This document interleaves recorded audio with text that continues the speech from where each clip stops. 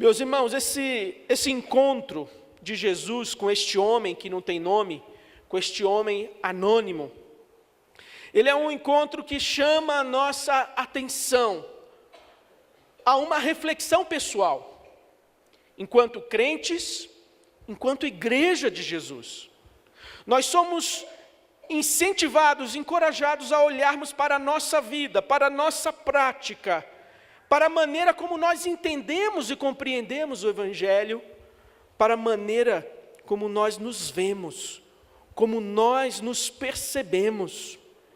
Você já viu que com essa onda das mídias sociais, as pessoas elas gostam de ver, de mostrar o seu melhor momento, a sua melhor foto, o melhor filtro, a melhor paisagem, aquela foto que vai ter o maior número de curtidas.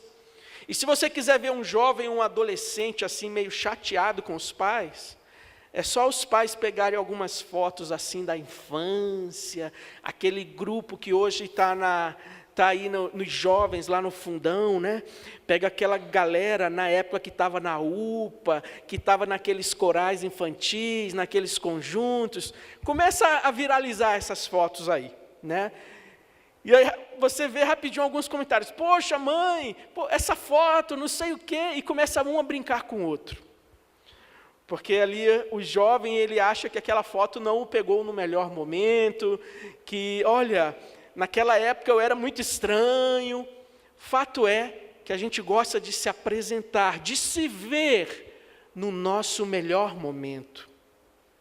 Carl Sagan, que foi um cientista, astrônomo, astrofísico, cosmólogo, escritor, publicou mais de 600 artigos científicos, mais de 20 livros, teve seriados produzidos. No seu livro Romance da Ciência, quando ele falando em nome da ciência evolutiva, daquela ciência principalmente sem a referência de um Criador, de um Deus, do propósito, né, mas a existência humana simplesmente como nós, como poeira cósmica, poeira das estrelas. E ele, nessa sua visão, nessa sua compreensão da realidade do mundo, falando dessa ciência evolutiva de uma maneira muito ufanista, sobre os avanços, as descobertas, ele manifestou também e revelou a sua frustração, seu descontentamento. Ele disse assim: a ideia de que o mundo coloca limitações ao que o homem pode fazer é frustrante. A ideia de que o mundo coloca limitações ao que o homem pode fazer é frustrante. Semana passada, dominou aí as notícias, os noticiários, aqueles furacões que passaram pelo Caribe, pelos Estados Unidos, Irma, seu irmão caçula José, e toda a violência.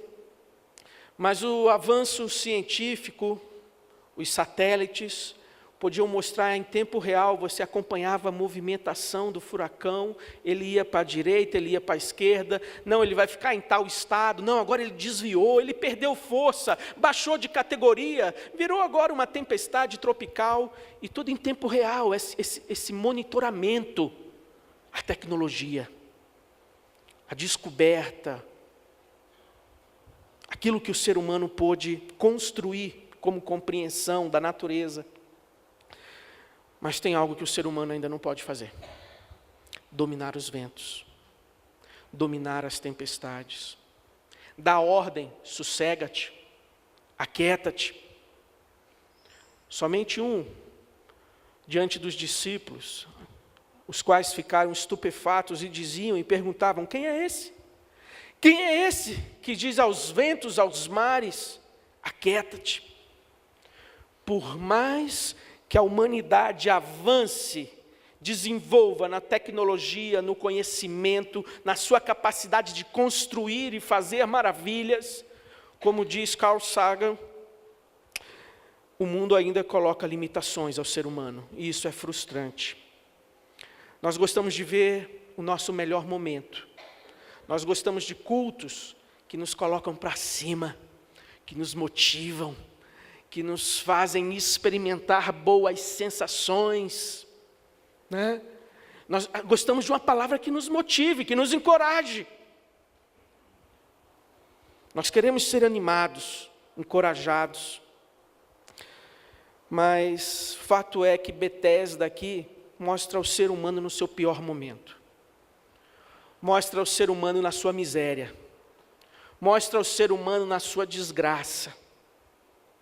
Quando você vê ali os Jogos Olímpicos, aqueles atletas quebrando recordes mundiais, ganhando medalhas e medalhas, pulando alturas inimagináveis, nadando ali como se fosse um golfinho, jogando futebol como se o cara tivesse o dom e nasceu para aquilo, e assim nos mais variados esportes.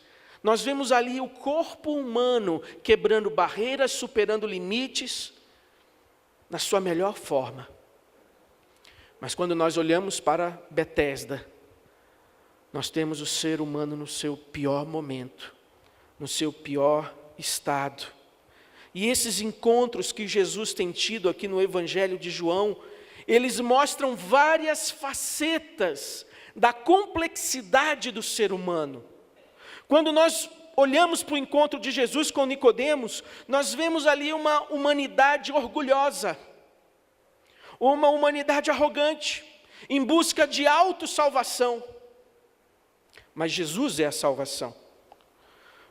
Quando vemos Jesus com a mulher samaritana, temos ali uma humanidade sedenta, uma humanidade que busca satisfação, que busca preencher um anseio, uma angústia, uma aflição da alma e não sabe onde. E Jesus se apresenta ali como aquele que é a água da vida, aquele que satisfaz de maneira duradoura, permanente. No capítulo 4 ainda, naquele encontro na festa de Caná, onde as pessoas estavam ali celebrando, buscando alegria e festejando, e no meio daquela festa, acaba o vinho. Jesus, ele se apresenta ali como a verdadeira alegria, a verdadeira realização. Aqui Jesus com esse homem sem nome, esse homem aqui que representa uma humanidade enferma, uma humanidade adoecida, não apenas no corpo, mas na alma, que não consegue compreender, enxergar e ter sensibilidade para perceber a sua real necessidade. A humanidade em busca de salvação, em busca de cura, e cada um buscando do seu jeito e da sua maneira. O texto fala que era uma festa. João vai falar bastante de festas. Ele vai amarrar os eventos do ministério de Jesus com as festas judaicas. E o texto fala que era a festa dos judeus. Judeus aqui como autoridade, como líderes religiosos, era a festa deles, era a festa da religião. E Jesus, ele não foi para o templo, para o lugar da festa, para o lugar dos religiosos, para o lugar da liturgia. O texto fala que Jesus propositadamente, deliberadamente, tomou o caminho e se dirigiu ao lugar das ovelhas, ao lugar do povo, ao lugar daqueles que estavam excluídos e não tinham acesso ao templo e à festa, como pessoas paralíticas, coxos, cegos. Eles não tinham livre acesso ao templo, às cerimônias religiosas, por causa das suas mazelas. E Jesus se dirige àquele lugar, lugar de pessoas em sofrimento, pessoas em agonia, pessoas em dor, pessoas rejeitadas, pessoas invisíveis, pessoas desesperançosas, pessoas com suas superstições. O texto nos diz que havia ali uma lenda naquela época, um entendimento popular, de que aquela água de tempos em tempos era agitada por um anjo, e o primeiro que ali adentrasse era curado de qualquer enfermidade. Isso nada mais é do que o entendimento das pessoas daquela época, uma superstição. E assim aquelas pessoas estavam ali em busca de cura, em busca de salvação. E muitas vezes nós construímos os nossos tanques de Betesda. Nós colocamos a nossa esperança, a nossa expectativa nos nossos falsos deuses, nos nossos ídolos, na nossa religião, na nossa justiça própria. Aqueles que creem, assim como Carl Sagan, que o mundo aqui ele não tem uma referência última e maior, não tem um criador, não tem um propósito, mas é mero acaso, mero acidente, onde não há um plano, um propósito superior. Pessoas que como ele assim pensam, ao olhar para a sociedade percebem que ela está adoecida, percebem nelas mazelas, sofrimento e injustiça. E esses homens, ao rejeitarem o Criador, ao rejeitarem a referência da sua palavra, acabam construindo suas próprias ideologias, filosofias, suas próprias histórias de redenção, onde o homem se torna o salvador dele mesmo, as suas utopias. Mas o homem nada mais é do que um animal pensante, um animal um pouco mais evoluído. Não há um Criador, não há um propósito, não há sentido, não há significado. Logo tudo é permitido. E assim cada um tenta implementar e colocar em funcionamento a sua proposta de uma sociedade melhor, de uma sociedade mais justa, de uma sociedade mais fraterna. Mas, por incrível que pareça, esses esforços muitas vezes acabam resultando em mais sofrimento, em mais desgraça, em mais guerra. Porque as pessoas buscam a paz, afastados daquele que é o príncipe da paz. As pessoas buscam sentido, significado e alegria, distantes daquele que é o pão da vida, aquele que é a água da vida, aquele que é o caminho, aquele que é a porta. Achando-se sábias, se tornam loucas, porque rejeitam o Criador, rejeitam o Senhor. Então eu quero, pensando nessa temática, você quer ser curado?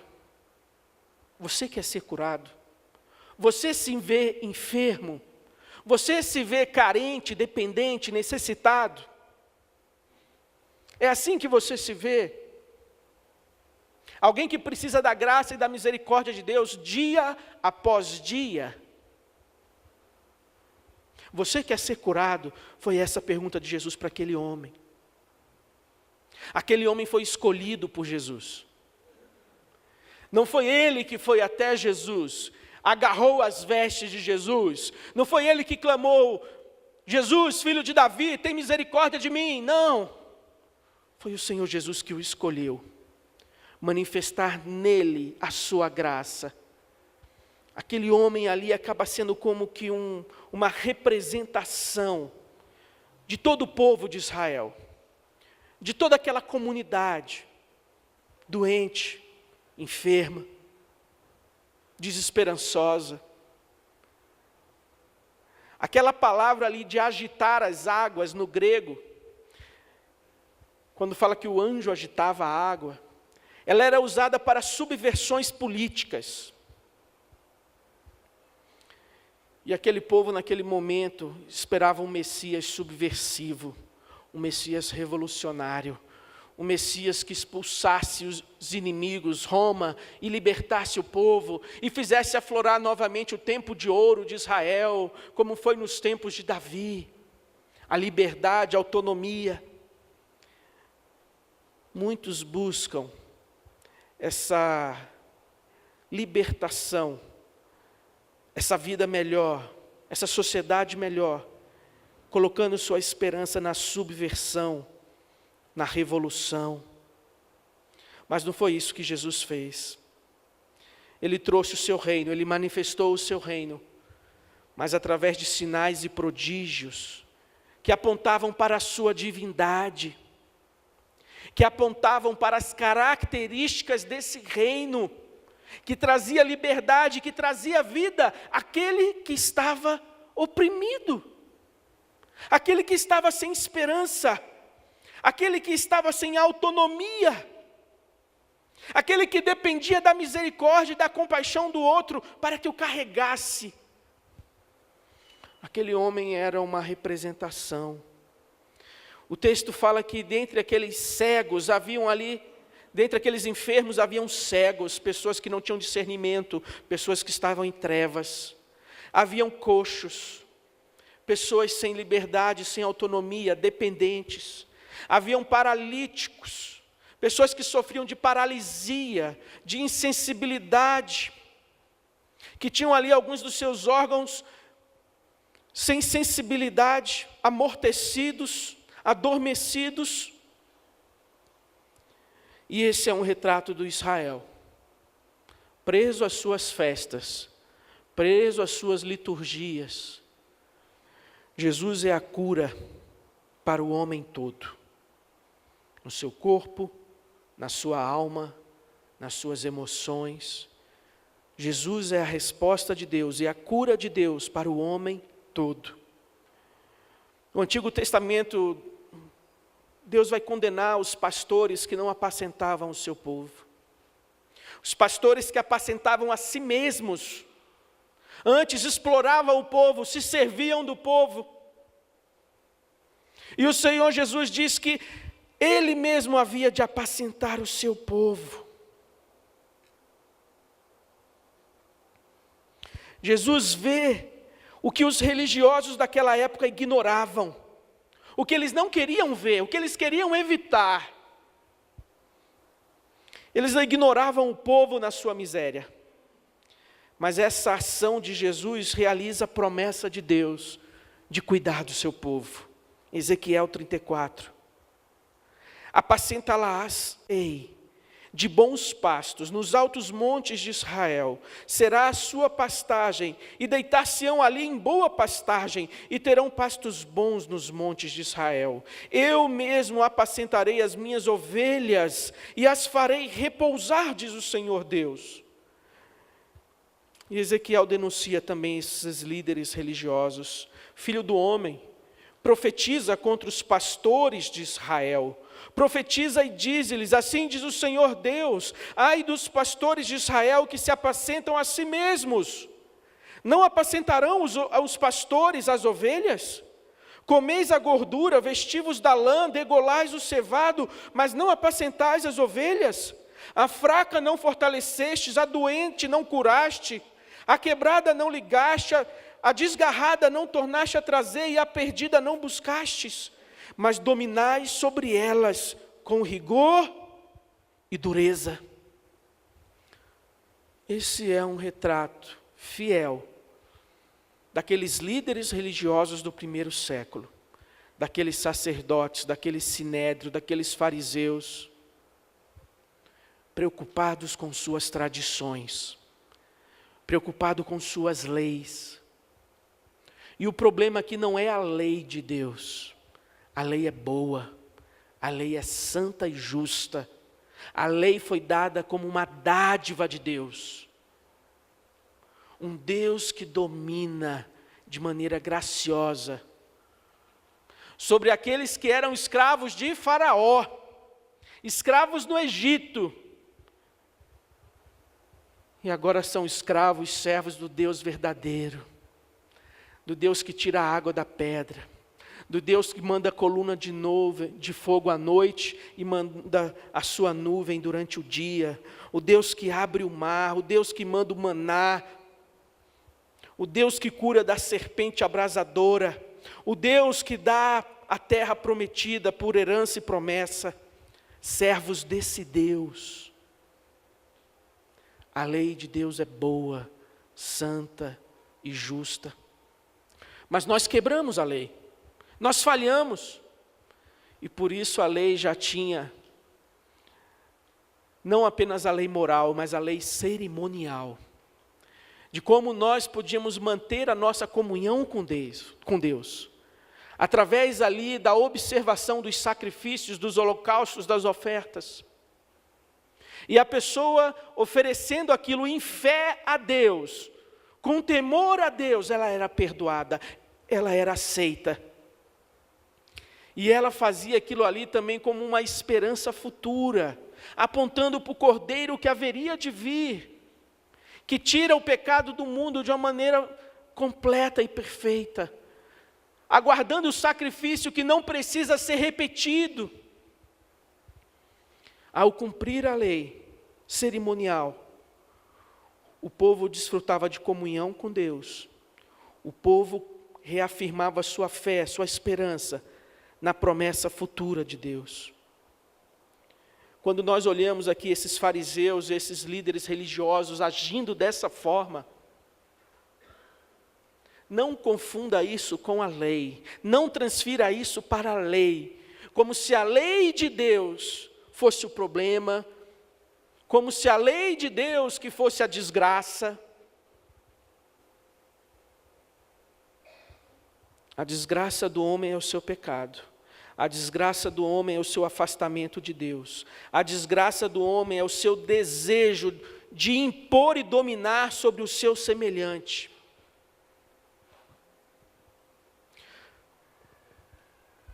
Aqueles homens perseguiam a Jesus. Queriam saber quem era ele, quem deu a ordem, quem te curou, quem te mandou carregar o leito. Você quer ser curado? Nós vemos então uma humanidade enferma e sofrida. Esse é o retrato da humanidade. Essa é a condição do ser humano. Enfermo e sofrido. Em Betesda não tem filtro. Em Betesda não dá para maquiar a realidade. Aquilo ali era como se fosse um campo de refugiados. Aquilo ali era como se fosse uma enfermaria de um hospital de base. Gente em dor, gente em sofrimento, gente em agonia. E aquele homem estava ali há 38 anos. 38 anos. À espera de um milagre. E Jesus o vê. Jesus vendo-o deitado. Jesus viu aquilo que os religiosos não queriam ver. O homem na sua angústia, no seu sofrimento, na sua necessidade. Podemos ver que o homem, ele cria seus tanques, ele cria suas fontes de esperança, de socorro. Nós vemos aqui em cidades próximas de nós, homens que se dizem curandeiros, que realizam cirurgias espirituais, e ali afluem pessoas de todo o mundo, na esperança de encontrar alívio para o sofrimento, de encontrar a cura para suas enfermidades.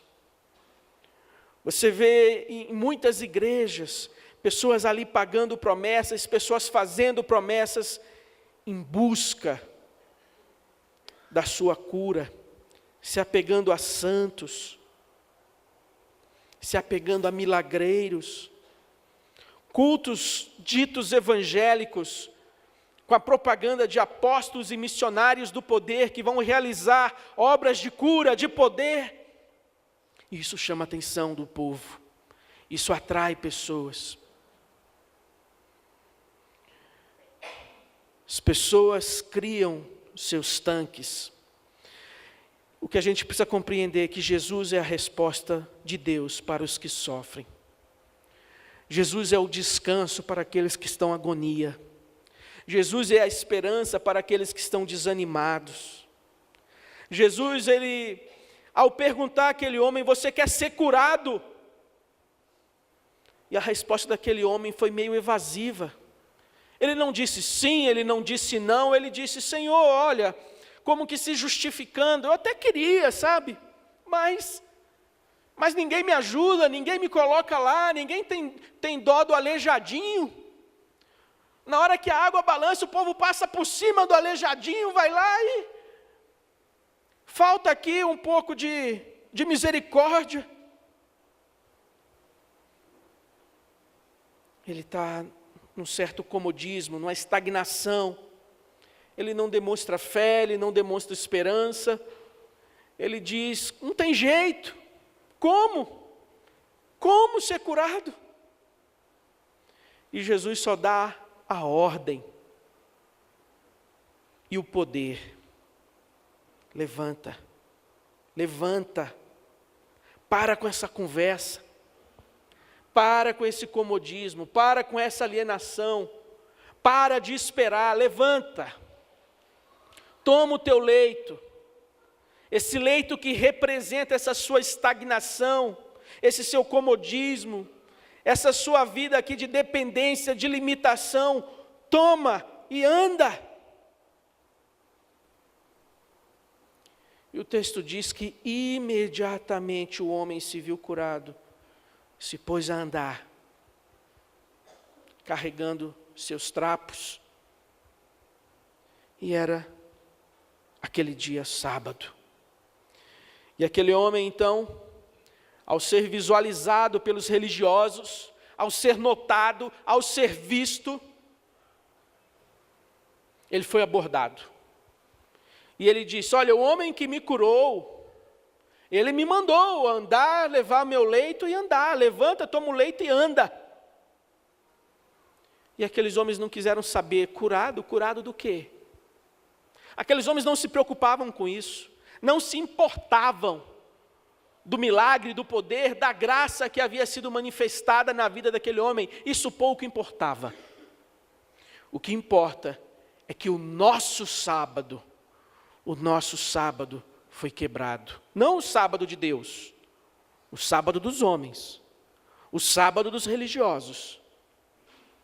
Aquele que é o verdadeiro sábado, aquele que é o verdadeiro descanso de Deus, aquele que é o Senhor do sábado, ele dessacralizou o sábado dos homens. O sábado ali que era usado como um instrumento de dominar, de impor autoridade, maneira de verificar quem estava subordinado, obediente e debaixo dos nossos ditames, das nossas regras, da nossa autoridade. Como assim você está andando e carregando esse leito? Você não sabe que hoje é sábado? Você não sabe que não te é lícito? Você não está respeitando o sábado dos homens? Se tornou esse instrumento de imposição, de autoritarismo, de dominação. Quando as boas novas do Senhor Jesus é liberdade, é vida, é esperança, é cura. Os sinais que o Senhor Jesus operou apontavam para uma realidade maior. O reino está presente. O reino está entre nós. O rei é chegado. Ele não é um louco lunático. Aquilo que ele fala é autenticado, é comprovado por seus atos de poder. Para que vocês saibam que o Filho do Homem tem autoridade para perdoar pecados. Levanta e anda, disse Jesus a outro paralítico. Para que vocês saibam que o Filho do Homem tem poder e autoridade para perdoar pecados. Levanta e anda. Eu não apenas falo, declaro e proclamo. A mensagem de Jesus vem acompanhada de sinais de autoridade e de poder, que mostravam assim também características desse reino. Um reino que trazia liberdade, que trazia vida, que trazia esperança. Essa é a mensagem do Evangelho. Essa é a mensagem do Evangelho. Quando nós olhamos para esse cenário, nós vemos uma religião morta, uma instituição morta, uma lei que é santa, justa e boa, mas foi deturpada e corrompida para oprimir o outro, para dominar o outro. E aqui é onde entra a nossa autorreflexão. Primeiro, eu me vejo como aquele líder religioso que imagina que está tudo perfeito no seu devido lugar, que Deus está muito feliz e satisfeito comigo, que eu estou cumprindo as minhas obrigações, os rituais? Ou será que eu me enxergo como necessitado, pobre, cego e nu? Alguém diariamente carente da graça de Deus, alguém que diariamente peca contra Deus, e precisa dessa graça e dessa misericórdia. Eu me vejo como aqueles fariseus, ou eu me vejo como aqueles que estão ali no lugar das ovelhas, dos enfermos, dos necessitados, dos carentes? E para nos ver assim, para que eu me veja assim, é preciso eu me despojar da minha arrogância, do meu orgulho, da minha autossuficiência, do meu desejo de autonomia. E eu tenho que ser humilde e me humilhar diante de Deus, para assim poder receber a graça de Deus. Como você se vê? Como você se olha? Quando você se depara no espelho, domingo, arrumado, penteado, pronto para vir à igreja, e você dá a última passada naquele espelho e olha, como você se vê? Como a nossa igreja, como a igreja presbiteriana do Brasil, como a quarta igreja, como nós nos vemos?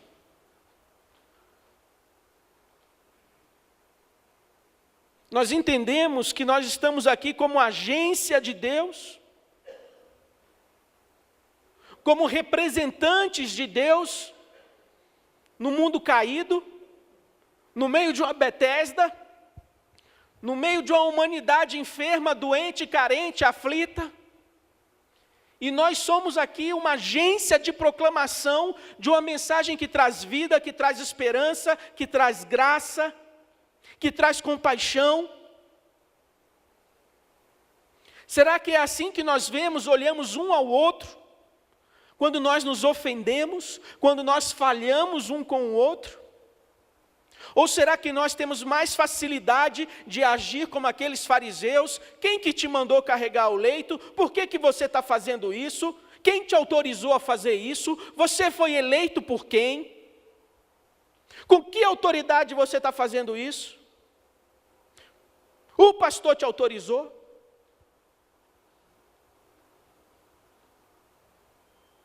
Dominação, poder. Quando Deus nos permite assumir posições de liderança, entenda que isso é para serviço, trabalho. Não é para ser visto, exibido, demonstrado, status. Não é ser visto, é serviço, é a toalha, é a bacia. Foi esse o exemplo que Jesus nos deu. Quando da última ceia, os discípulos todos ali reunidos no cenáculo para celebrar a última Páscoa com o Senhor, e eles iam se assentar, se curvar à mesa, e todos com os pés empoeirados. Não era uma casa rica, de nobres, não havia ali um servo, alguém que já tinha essa função. E Jesus assume a função de servo.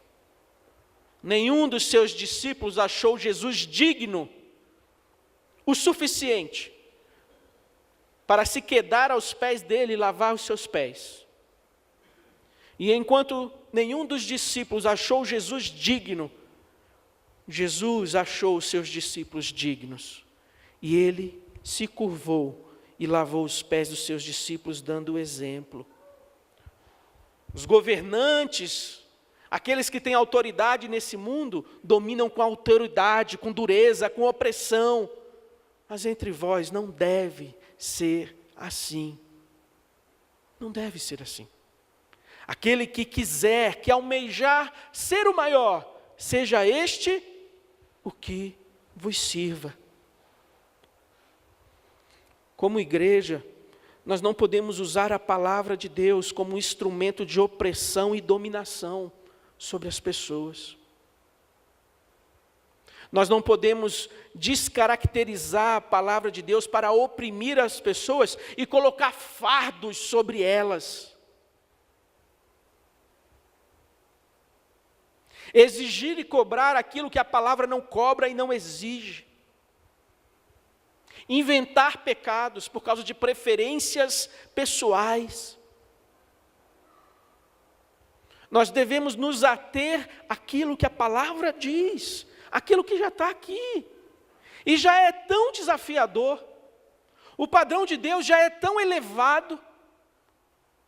E alguns parecem que às vezes querem ser mais justos e santos do que Deus, ampliando os horizontes, esticando as exigências e deixando de transmitir graça e misericórdia, se esquecendo daquilo que Jesus disse em Mateus: misericórdia quero e não sacrifícios. Ide, aprendei o que significa misericórdia quero e não sacrifícios. Então aquele homem, ele disse àqueles judeus, aquelas autoridades: olha, eu não sei quem ele é. Mas Jesus foi novamente ao encontro daquele homem, no templo. Há quem diga que ele foi lá para agradecer.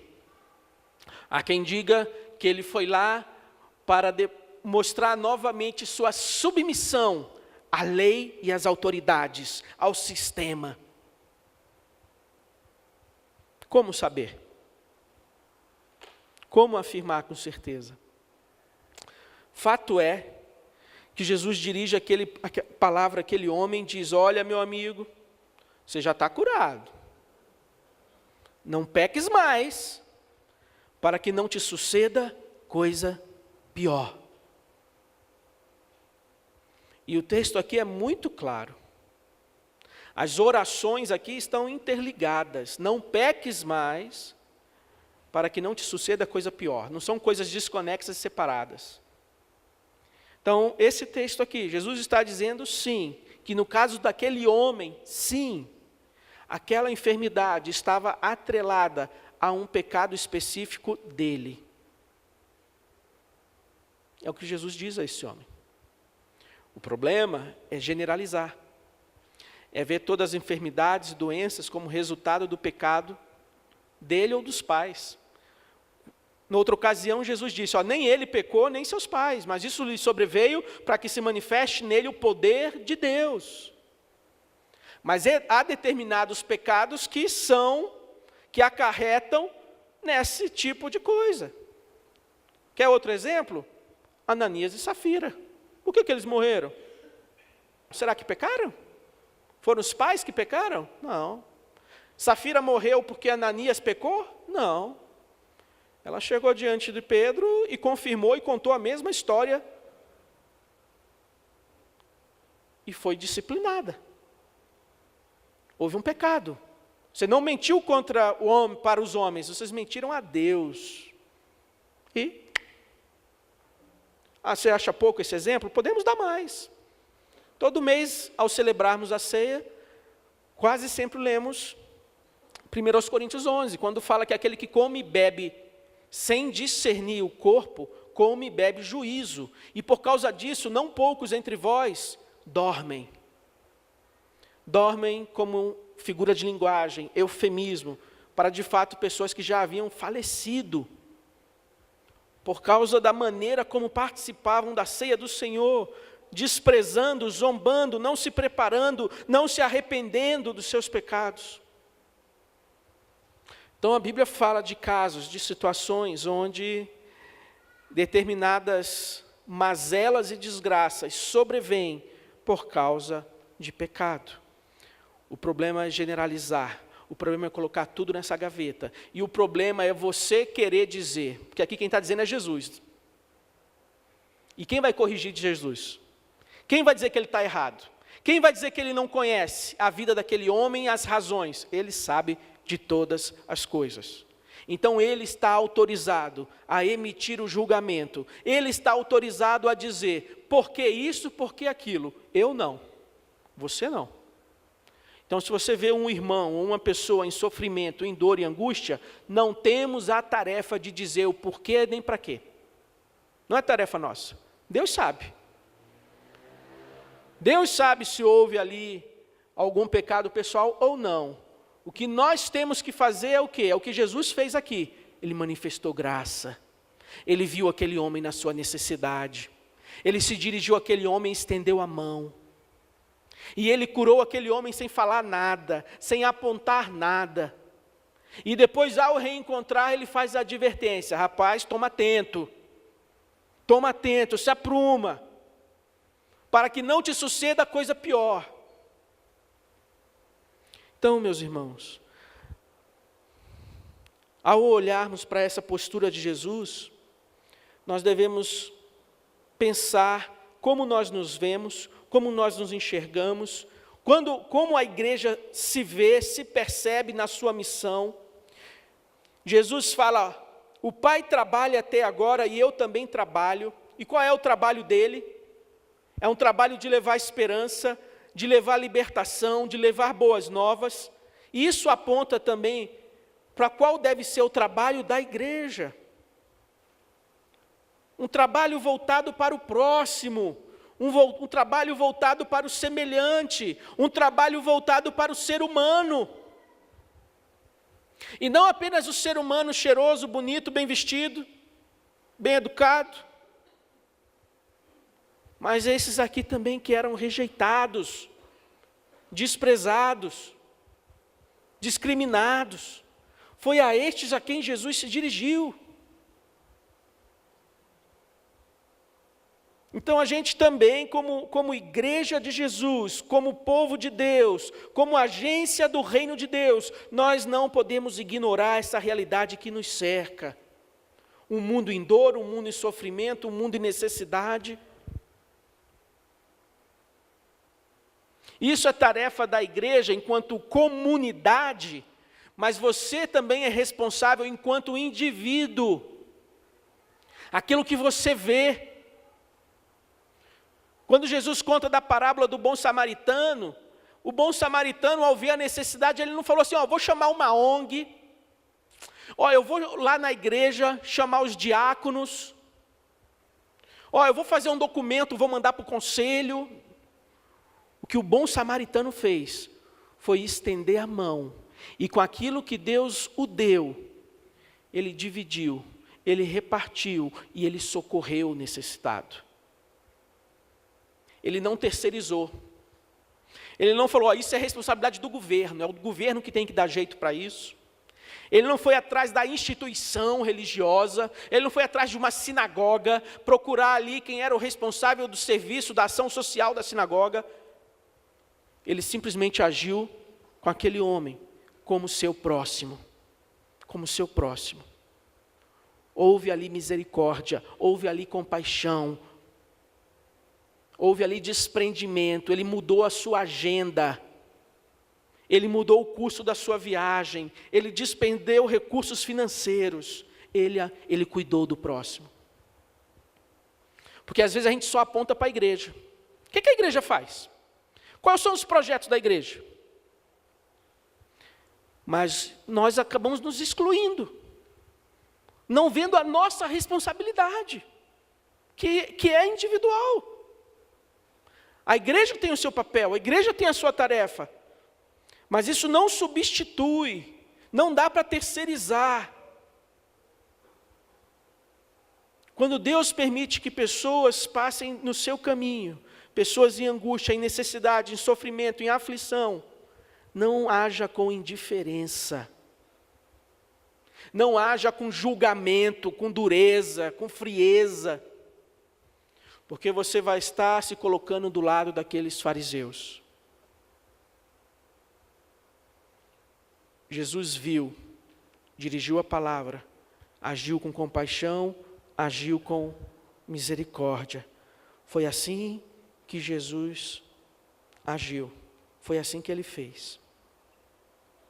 Ele que é o sábado de Deus, porque ele trabalhou, nós podemos entrar no descanso. Porque ele trabalhou, nós podemos descansar. esses sinais que Jesus realizou, eles também têm um aspecto escatológico, no sentido de apontar para o futuro, no sentido de apontar para aquilo que Deus iria fazer de maneira definitiva e completa lá na frente. Quando Ele vai enxugar dos nossos olhos toda lágrima, onde Ele vai instaurar completamente o seu reino, criando novos céus, nova terra, onde habitam a paz e a justiça, onde essa sociedade ideal e perfeita, ela vai virar realidade. Então, quando Jesus realizava um sinal, um milagre, isso era também um vislumbre daquilo que haveria de ser realizado lá na frente. A esperança. Betesda não é a palavra final. Aquele retrato daquela humanidade enferma, doente, em sofrimento e agonia, não é a palavra final. Betesda não é o final da história. Você está em sofrimento, você está em dor na sua alma, você tem vivido com a realidade de ver alguém que você ama definhando, se esvaindo, você perdendo aquele ente querido aos poucos.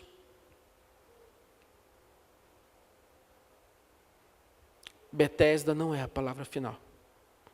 A morte, a dor, o sofrimento não é a última palavra. Jesus, o verdadeiro sábado, aquele que é o descanso de Deus, o sabá de Deus, Ele se manifestou trazendo vida, trazendo esperança, trazendo alegria. E nós devemos nos alegrar na manifestação do poder de Deus. Se alegre. Se alegre naquilo que Deus tem feito na sua vida. Se alegre, porque diante das lutas de cada dia, Deus tem renovado a sua graça, a sua misericórdia. Você não está sozinho, você não está esquecido, você não está abandonado. Deus te vê, te conhece. E Ele se dirige a você na sua necessidade. E Ele diz para nós: levantem, andem, não fiquem parados. Não fiquem estacionados, andem, marchem. Lembra do povo diante do Mar Vermelho? Porque clamam a mim, dizem ao povo que marche. Deus está formando um povo que marcha, que batalha, é um exército, que marcha ao encontro do seu general, do seu Senhor, do seu Salvador. E enquanto marchamos, enquanto levantamos e andamos, somos chamados a levar essa palavra de vida, de esperança, de compaixão e misericórdia. Esse é o seu papel, quarta igreja. Este é o seu papel. Este é o seu papel, crente em Jesus.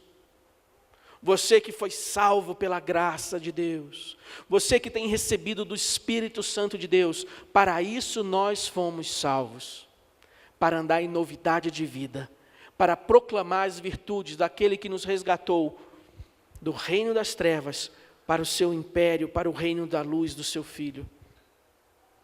Para isso nós fomos salvos e conquistados.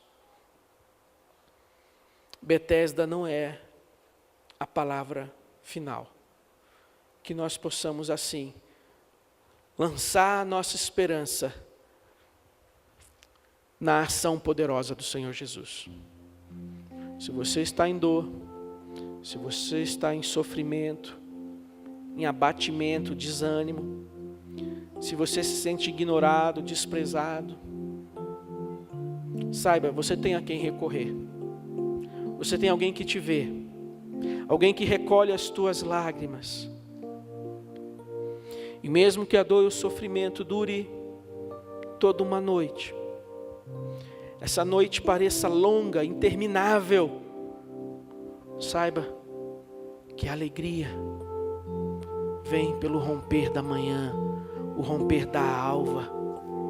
É um novo dia, a esperança se renova, e o Senhor está ao teu lado, em toda e qualquer situação.